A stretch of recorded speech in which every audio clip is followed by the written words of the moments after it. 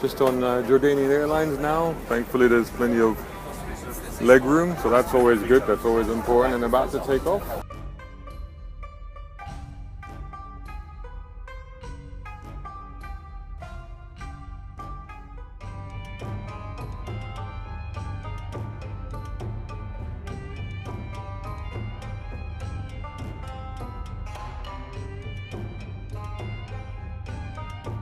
Look at this place, isn't that absolutely gorgeous? This is where we are. It's the Dead Sea you see behind me, and that's a completely different country than the other side. You can probably guess who that is. I'm in my hotel room. It's all rather nice. I've got a dressing area there for some reason. I don't know why. I don't know what that's for. 2 beds, of which I shall only be using 1, I should imagine, and something more. This is a nice bit here. Look, balcony. Check it out. Isn't that gorgeous, gorgeous view? So what are we actually doing here in Jordan? Well, here we're going to be doing an epic drive tomorrow from here in Amman all the way down to the famous and legendary city of Aqaba. And we'll be driving a bunch of Ford trucks and SUVs, everything from an EcoSport right up to an F-150 and including the new 2016 Ford Edge. And if all of that is not enough, the day after we'll be taking these trucks and vehicles all the way up to the mystical and magical city of Petra. And I've long been looking forward to taking a look at that place. Now this road trip was a tribute to a pivotal event in the Arab revolt in this part of the world 100 years ago. This is Peter O'Toole as T.E. Lawrence, better known as Lawrence of Arabia in the movie by the same name. And this is in fact the real T.E. Lawrence himself. Ostensibly, we were retracing his famous march to Aqaba through the stunning vistas of Wadi Rum in an audacious attack from the land through what was considered impassable desert at the time, as from the sea the town was fortified against assault. Capturing Aqaba was deemed important to allow British ships to safely pass with supplies for the Arab revolt against the ruling Ottoman Turks. Lawrence corralled Arab forces with a rallying cry for independence, or just plain buying their loyalty with the 22,000 British gold sovereigns he was carrying, while simultaneously fooling the enemy into believing the target was actually Damascus. After weeks and months of a grueling journey on horseback, during which they lost far more men to snakes and scorpions than they ever would in fighting, whilst attacking and sabotaging bridges and parts of the Hijaz railway along the way, the battle for Aqaba was fought at a Turkish blockhouse at Abu al-Lasan, about halfway between Aqaba and the town of Man. With support from British Navy ships bombarding the town from the sea, apparently there were only 2 casualties amongst the 5,000 strong Arab force, whilst 300 of the 450 Turks were captured and then killed. Hi guys, here we are, introduced with Jamil and Yasser, and who have we got back here? And we are off on an epic drive now. We're going to go heading towards Aqaba via Wadi Rum. We're in a convoy of what, 9 cars, I think, 10 cars. We're going down, old Ford, old journalists. And yeah, it's going to be one hell of a spectacular day. What do you reckon, guys? It's going to be awesome. I'm excited. And thus began our 300-kilometer journey heading south aboard the Ford Ranger Wildtrak, initially on Route 65 with the spectacular Dead Sea on our right. Now, Captain Thomas Edward Lawrence was an extraordinarily resilient and determined man who, as an archaeologist, had traveled and worked extensively in Arabia, even learning to speak the language, and had been recruited at first into the British military as a spy and then saboteur, rising up the ranks to become an officer and a diplomat British liaison to the Arab leaders. He was a tough and hardy soul that adopted the way of the desert and once wrote, "No man can live his life and emerge unchanged. He will carry, however faint, the imprint of the desert, the brand which marks the nomad, and he will have within him the yearning to return, weak or insistent according to his nature. For this cruel land can cast a spell which no temperate clime can match."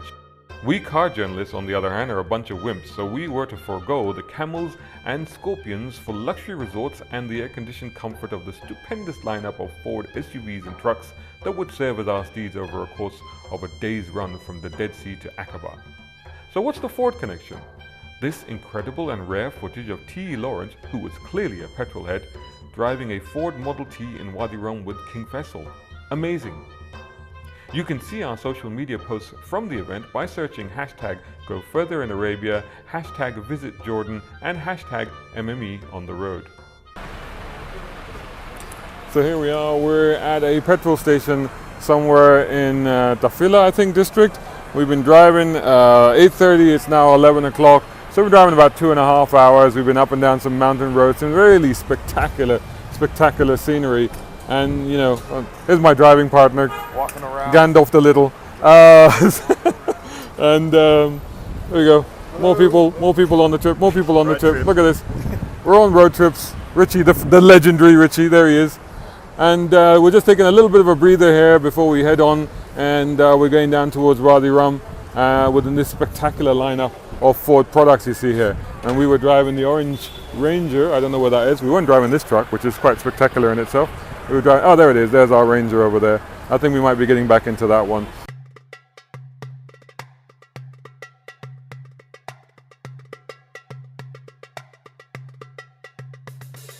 Fantastic time in the Ranger. We drove up that fantastic mountain road. That was great fun, wasn't it? Definitely a lot of fun. So now we've moved to the expedition. So now we're on a proper expedition, aren't we? Here we are descending upon Aqaba. We are about 80 kilometers away on this spectacular road that's running alongside the north perimeter of Wadi Rum. Unbelievable vistas, unbelievable scenery. It is just so beautiful here, so spectacular. And here we are, we're car number 6 now in this convoy of Fords, as we are retracing the steps of course, Lawrence of Arabia. And we're going to take Aqaba, but we're going to have a spot of lunch before, spot of tiffin, I think. A little bit tiffin, I think. Can't take a city on an empty stomach, can we? Nah. Not today.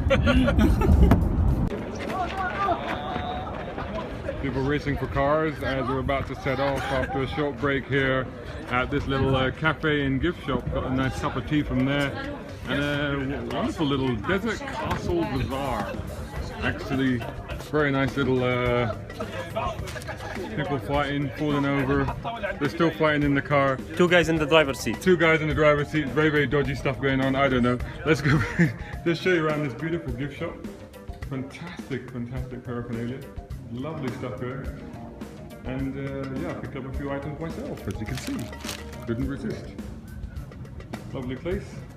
This is a gentleman that served me. Hello, what's your name? My name is Oni. How long have you worked here?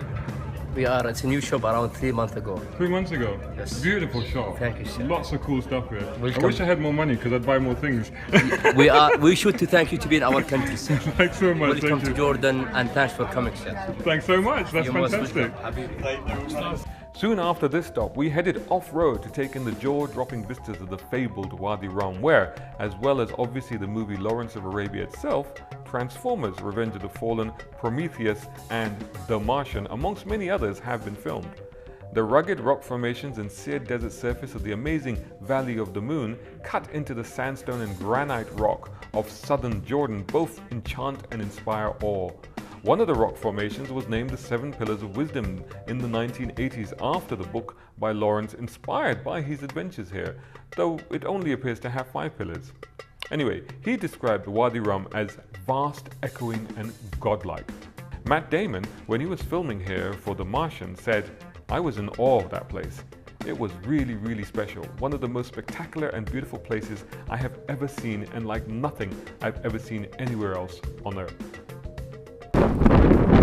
So we've just been driving through the middle of Wadi Rum, and all the things that they say about this place. I mean, there's only a little bit of it that you can see here. We've just come across an impasse, actually, quite literally. I'll show you why. It's very dusty and cloudy, so you can't really make out in the distance. Maybe over here you'll see a little bit, if you can just about make out. But it is incredibly spooky, incredibly majestic, totally awe-inspiring. And this here is why we've come to a little bit of an impasse, because we had to get under this bridge, which is we saw a train go over this bridge just a few minutes before, and the sand underneath the bridge is a bit soft, so one of the guys has managed to get stuck, and they're just trying to manipulate the cars and stuff, do a little bit of digging to get that poor thing out. But generally we've been having a really good run here in Wadi Rum. Aha, that rhymes, check it out. And we've been out in this expedition. It's been a great companion, and truly spectacular. Can't wait to bring you some more.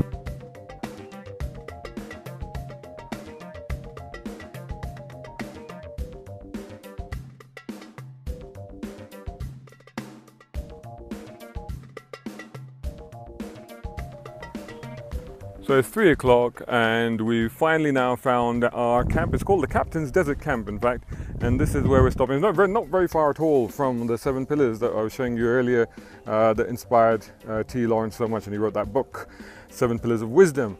This place looks amazing. Look how green it is, and right in the setting of these stupendous and awe-inspiring rock formations. So we're promised quite a unique lunch. We're all a bit hungry now, so yeah, can't wait. It's all rather quaint and rustic, isn't it? Check it out. Bit of music. Oh, there's a man playing music. So what we're doing here is they're cooking our lunch, or they cooked our lunch. So now they're digging it out. So if we see there's one here, looks like a natural made oven with bricks, and I guess they put it all down there, leave it for a few hours, and out it comes all cooked. Get a bit closer, as close as we dare without falling into it. Oh my God! Wowzers!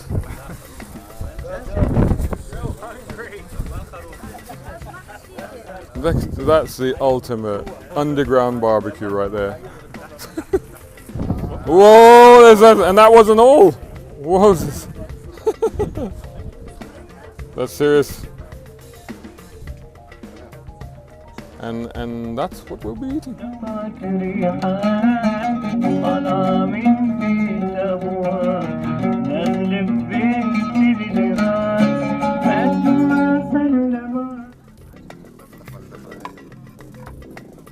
In 1917, Lawrence was involved in raiding trains and stations with armed tribesmen, so fittingly after our hearty lunch we were scheduled to go loot a train, complete with armed riders on horseback, Ottoman guards defending and us attacking the train in our Fords.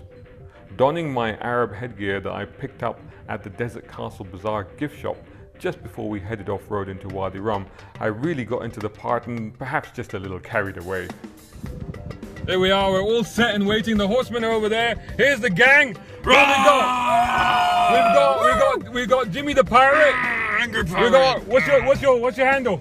Rashid Arabia. Rashid Arabia, and we've got Florence of Arabia. Florence Arabia, and we got Badass Sheikh. All right, well this is going down. This is gonna happen. Stay with us. In fact, this is a must-do if you go there as a tourist. Head to the restored Wadi Rum station on part of the old Hijaz Railway. You not only get to ride on authentically restored train carriages, but then fall victim to a raiding party attack complete with replica Rolls-Royce armoured car. It's spectacular and dramatic to witness, and thrilling to feel like you're an extra in a big historical action movie.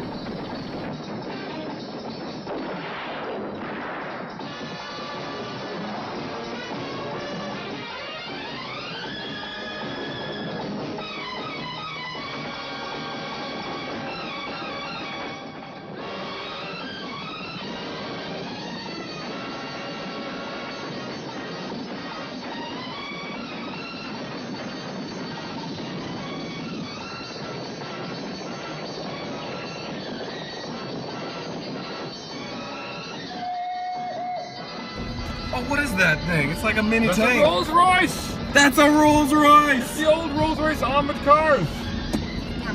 Where's my phone? Have you got it? Yeah, I'm filming. Oh, you're filming it? Brilliant, brilliant, brilliant. Oh, that guy died. Oh, look at the pansies. This is it. Look at those pansies.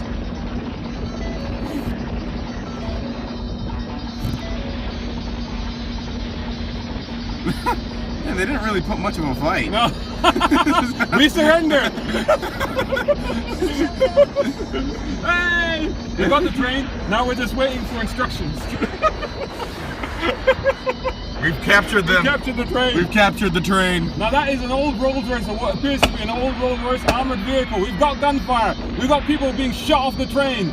We've got Motorati's dead. We've eliminated Motorati, it's gone. So here come the flagmen. Reinforcements. The flagmen are here. Yay! Yeah, woo!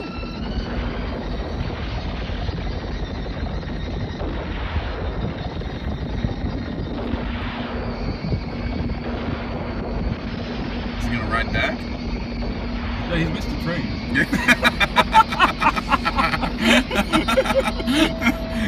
The loot is here. Clearly overshot it.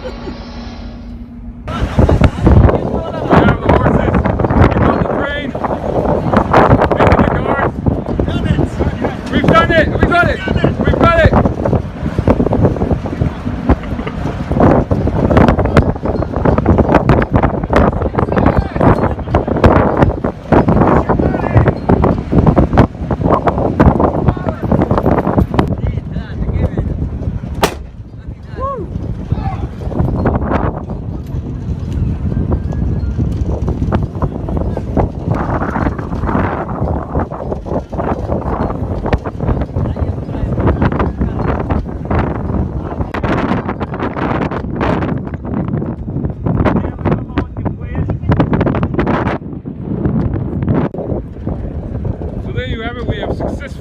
off the train.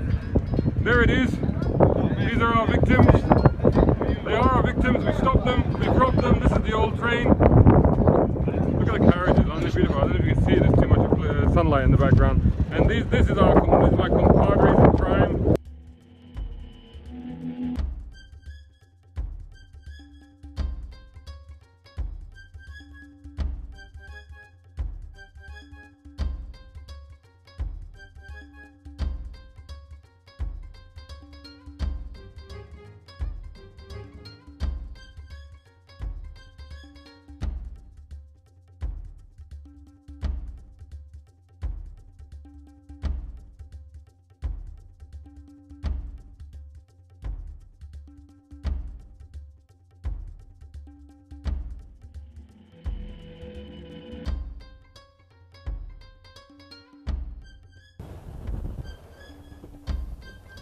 We will take Aqaba, we will take it today, it will happen, right now. A very long day, we finally make it to our hotel rooms. Rather nice. Oh, hang on, I don't see the whole balcony.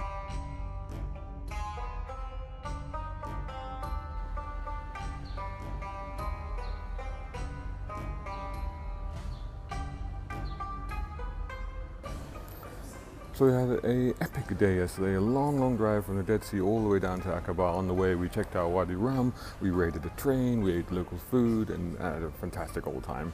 Drove 3 different vehicles yesterday, the Ford Ranger, the Ford Expedition, and at the end of the day Ford F-150. We'll be getting back into the F-150 for today, where we've now got a 2-hour run from here, the Kapinski in Aqaba, down to Petra, up to Petra I should say, which is about a third of the way back up to Amman from here. And we're looking forward to seeing Petra. I haven't seen that before, so we're really looking forward to that. So we're just about to head off to Aqaba, and I'm driving this beast, the King Ranch F-150. Check it out, EcoBoost. Should be a laugh. We have taken Aqaba, and now we will take Petra. So on the way to Petra, and we've just stopped at a petrol station here. I've been driving this pickup truck behind me, the F-150. Quite nice, very stable, good on a motorway run, that's for sure, and fairly economical. It's showing about 660 kilometers still, and we've done like almost an hour's driving in it, the full tank. So yeah, really good. But look at this, terrible music, terrible. That's not my kind of stuff. No. Let's move on. But yeah, so we're looking forward to this trip, and we're doing hopefully getting our hands on the edge at some point. That would be quite cool. But really looking forward to getting to Petra. But right now, what incredible weather we are having here in Jordan right now. I mean, it's almost, you see me in this shirt, in this very light shirt, but it's almost verging on jacket weather. Yes, the sun is shining, but there's a wonderful breeze blowing. We've been driving with the windows down. It's absolutely fantastic. What do you think of the new edge, by the way? So we're on the road to Petra, but we're still pretty close to Wadi Rum, aren't we? As we can see from these incredible mountains. Just look at the cloud cover in the mountains today. What do you guys think of the road trip so far? Oh, it's wonderful. Yeah? Today has been so amazing. Yeah. What do you think of the truck? The truck is very good. Of course, performance and interior, very good. There's a thumbs up for the King Ranch from there. What about you? The weather's incredible. Ainsley has to say the truck is good because he works for Ford, otherwise he'll get sacked. So, Casual line doing it. well done, man, brilliant. So we've finally gotten into the edge over the 3 days. Now we're almost near the end of this fantastic, epic road trip, and we're finally in the new edge.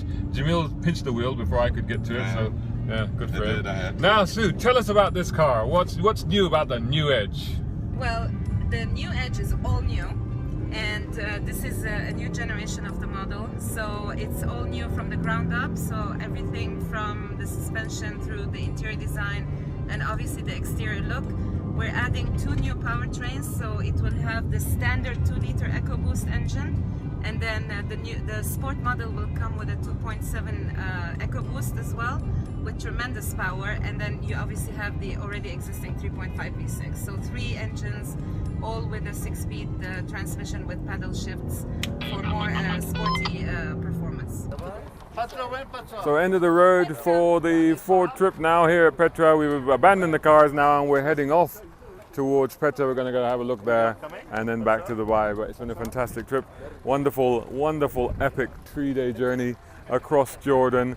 Fabulous chance to try all these cars in real world elements and using them as tourists would. So really, really a cool concept and a great way of doing it. Got very limited time in the Edge, just a few kilometers coming up the hill here to Petra. Yeah, I felt really good, really compact, great to drive, good fun. So that's my group. I'm heading off. Speak to you guys later. Just here waiting to sort our tickets and stuff out to get into the Petra Visitor Center. Let's check this out. Just 10 minutes into this walk, or 5 minutes into the walk. Look at this. Wow. One of the softest rocks is because it's carried easily eroded by weathering, rainfall, winds, and that's what helped them to carve their monuments here. Their way of carving. So you see the tunnel, this is actually pretty much a moat because this was actually where the water flowed through this bit. In fact, the path that we've just walked down is initially a riverbed. Look at that, behind that you can see the beginning of the canyon. Looks spectacular from up here, right next to the gift shop over here. I won't be tempted, I ain't got any money left. Latin occupied by an earthquake, was completely here on its place at least in 1839 because David Robert, a Scotch explorer, left us 14 of his paintings from his journey to the city in that year. This is a copy of one of them on the arch when it was complete. And one of the niches inside the gate right below you can see remains of the original dam. As you can see, it was well decorated, and the left side was the damaged part where the people used to climb and then to continue their tour to the city. He also accepted Visa and MasterCard back then. Check out these centennials. They've been standing guard here for centuries. They certainly look like it. Look at these guys. It's absolutely incredible walking down here. It's just beyond belief. I mean, look at this place. You don't know where to look. You go forward, you look at that stunning thing. You go back, look at that. How foreboding is that? And yet, you know that there's a path through there. Absolutely incredible. Oh, every time you come around the corner, it just gets more and more spectacular. And this is just the pathway to Petra. It's known as the Red Rose City, and by looking at the color of these rocks, which represent the various minerals that are embedded within, you can see why.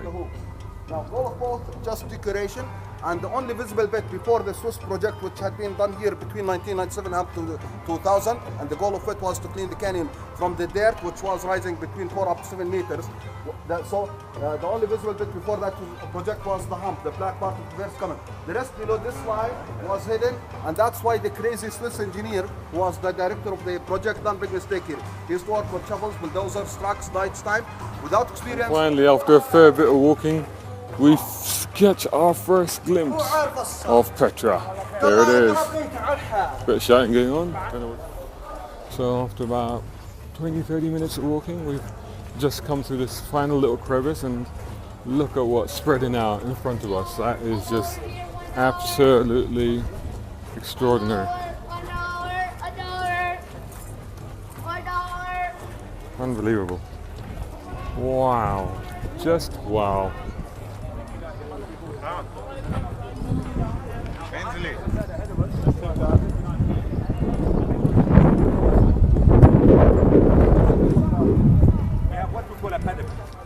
But that one is broken into 2 halves. So just breathe in, isn't this incredible? They just pan you around. So there's like caves and stuff over here. There it is. There is the majestic. Unbelievable. Sideways, holding something to the left. That's something in the air. And those means the treasury in English, and this name comes from the local mythology of the people.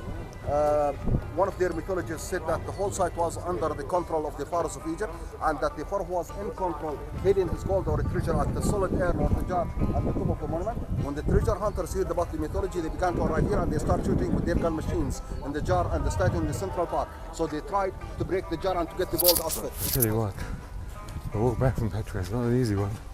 Slightly uphill, quite a long way, and with bits of quite bright, rather hot glaring sun now.